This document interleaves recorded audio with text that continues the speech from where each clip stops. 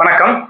அணில்கள் இன்னைக்கு விளையாட்டாம் கிண்டலா மற்றவங்க சொல்றதுக்கு நாம் அந்த விலங்கினத்தை குறிச்சிட்டு இருக்கோம். ஆனா உண்மையில அணில்கள் மற்ற விலங்கினங்கள்ல இருந்து எவ்வளவு டிஃப்ரெண்டா இருக்கு, அதுக்கு என்னென்ன குவாலிட்டிஸ் இருக்குது, அதோட சிறப்புகள் என்னங்கிறது தான் இந்த வீடியோல நம்ம பார்க்க போறோம். அணில்கள் இது ஒரு குட்டி போட்டு பாலூட்டுற பாலூட்டி இனத்தை சேர்ந்தது.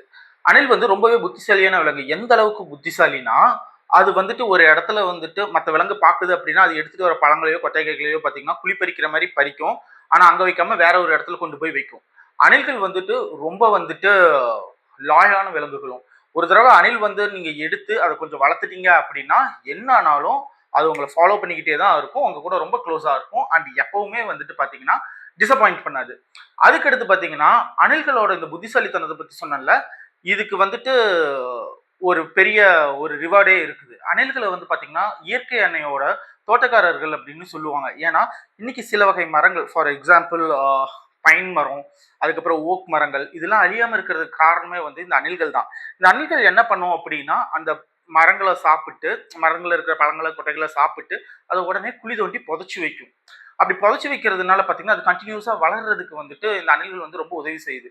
இது எந்த அளவுக்குன்னா, அது இதுல பார்த்தீங்கன்னா ஒரு சின்ன மைனஸ் மட்டும் இருக்கு. என்ன அப்படின்னா, அணில்கள் எந்த அளவுக்கு இந்த மாதிரி கொட்டைகளை இதெல்லாம் சேகரிச்சு வைக்கும் அப்படின்னா, இதுகளுக்கு தான் எங்க வச்சிருக்கோங்கிறதே மறக்கிற அளவுக்கு.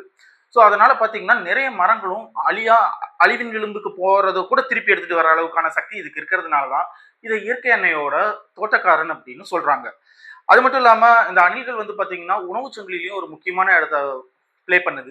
ஃபார் எக்ஸாம்பிள் இதோட பெரிய விலங்குகள் பூனைகளா இருக்கட்டும், காட்டுல இருக்கிற பூனைகளா இருக்கட்டும், ஆரல்ஸ் சிறு சிறு பறவைகளா இருக்கட்டும், கழுகு மாதிரியான பறவைகளா இருக்கட்டும், காகங்கள் மாதிரியானதா இருக்கட்டும், அதுக்கெல்லாம் அணில் உணவு சங்கிலிலையும் அதோட இடத்த கொடுக்குது.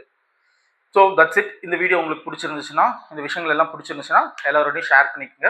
நம்ம வீடியோவை சப்ஸ்கிரைப் பண்ணுங்க. அடுத்து வேற ஒரு இன்ட்ரெஸ்டிங்கான டாபிக்கோட மீட் பண்ணலாம்.